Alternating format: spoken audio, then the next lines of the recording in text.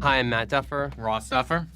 We created Stranger Things. We have been kept on the edges of our seats by this absolutely phenomenal show for 3 seasons. But hold on to your seats for season 4. If the ending of season 3 is anything to go by, where we were placed on an awesome roller coaster ride of emotions, then season 4 will start with a bang. We wanted to know the latest word online was regarding season 4, so we went and found out. This is what we came up with. Enjoy the video. This is Stranger Things season 4, rumors and speculations you need to know about. But before we get into the video, don't forget to leave a like and subscribe to the channel with notifications on so you don't miss any of the new videos we post. Hopper is alive, but is he still in the present? As season 3 ended, Joyce turned the keys to destroy the machine that destroyed the dimensional rift, and in turn, Hopper seemed to have been killed in the ensuing explosion. But Hopper is not dead. There are 2 reasons we know this. In the inset after the first half of the credits had rolled at the ending of season 3, 2 Russian soldiers approach a cell and one says, "No, not the American," and they subsequently take the man in the next cell. The next giveaway, however, is in the trailer of season 4,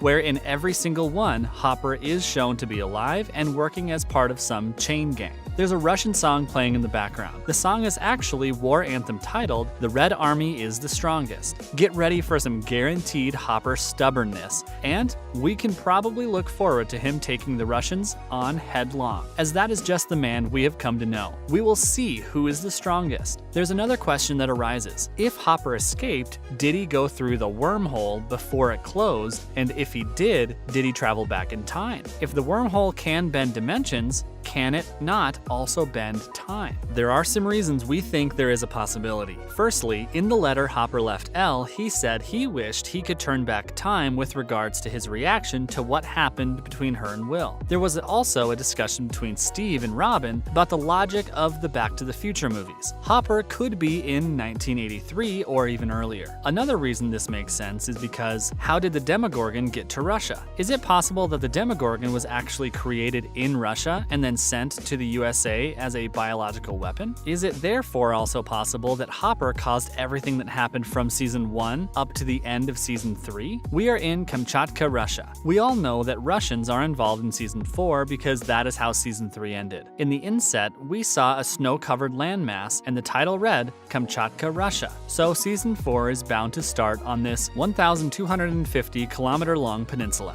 In the season 4 trailers, we see a facility and what looks like prisoners, including Hopper, working on a railway line to the facility. According to the Internet Movie Database, the first episode of season 4 is titled The Hellfire Club. In trailers, we also see some kind of massive explosion at the Russian facility, and the Russians seemingly fighting a much larger demogorgon than Elle and her friends fought in season 3. Of course, this is also the Soviet Union, as can be seen by the Cold War hammer and sickle flag constantly visible in trailers. Imagine some tremendously entertaining action hijinks between Hopper and Americans versus the Soviets. We learn more about Elle's mysterious past. Elle is probably one of the 2 to 3 favorite characters in Stranger Things. Since she first appeared, she has had us all wondering, but we may just be becoming used to this character. How to spruce it up? In the new season trailer, we see a girl lying on the floor of what seems like a classroom. We just see a glimpse, but her nose is bleeding, and she appears to be in the middle of some kind of fit. We already know Elle's nose bleeds when she uses her powers. In another short flash, we see a dark-haired woman carrying a young girl, presumably Elle, down a passage as windows explode around them. In another flash scene, we see a girl who looks like Elle floating above a bed. Are we going to find out more about her powers? Is there yet more to come? We also see glimpses of Elle's seeing visions of Hopper, or rather that is how it appears. It stands to reason that with no probable clues, the only one to know that Hopper is alive and in what location he is in is Elle. Their connection is substantial, as we remember the ending of season 3 and the way Elle reacted to learning of Hopper's death and the tear-jerking readings of the speech Joyce gave her from Hopper. We all cried with her, if you remember. Well,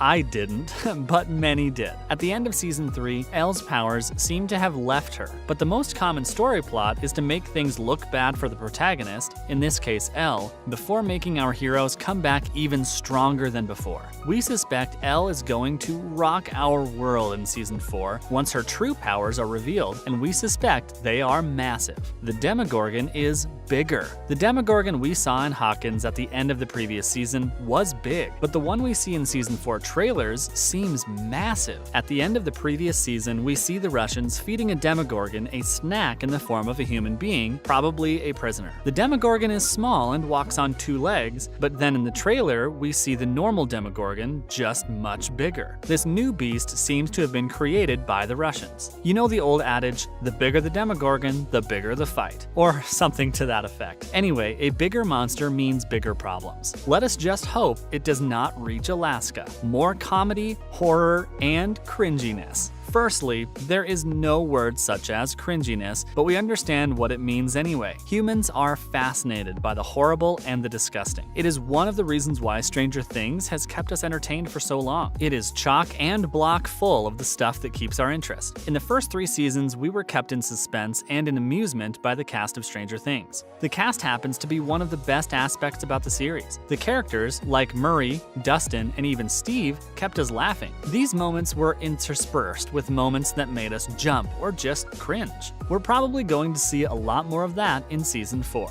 Is Billy out of the series? We all saw Billy die when the demogorgon stabbed him with its tentacle thingies. Unlike with Hopper, we saw Billy die. But then again, we have seen characters die in many movies and series just to come back again. Billy, however, is a strong character and believable antagonist. So is there some way we may see this bad boy return, or were the last tears Max had for him truly the end of him? Even if he does not return in person, maybe Elle will meet up with him in her visions. We honestly do not know. It may be that the touching scene at the end of season 3 between him and Max was the final nail in the coffin, because his bad boy image was shattered. The whole traveling back in time thing may have changed all that though. Traveling back in time means we will see Billy before he died and probably before he turned into a bad boy, if time travel is a thing in season 4. The official new characters and one we found in the trailer. According to reports, there are at least 4 new characters that will join Stranger Things in season 4. But there is one we may have identified from the trailer. The official ones are Jamie Campbell Bower, Eduardo Franco, who kind of looks like Gaten Matarazzo,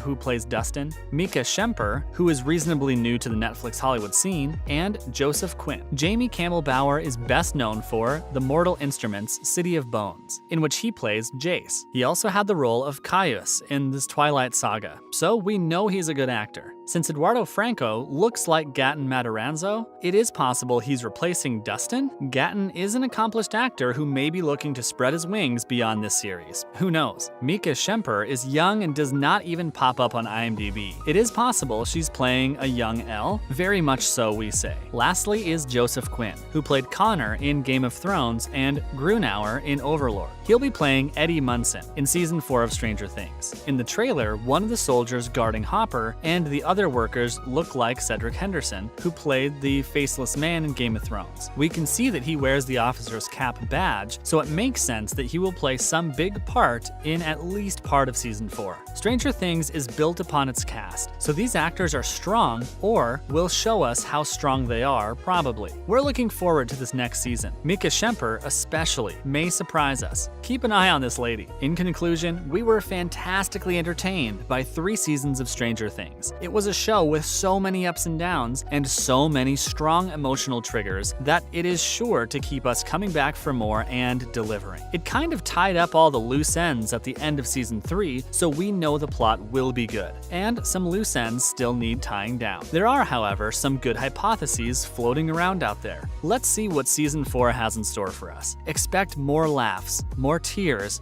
more fascination, and more incredible musical soundtracks in season 4. Anyway, that wraps up the video. Thanks for watching, and I'll see you in the next one. Until then, take care.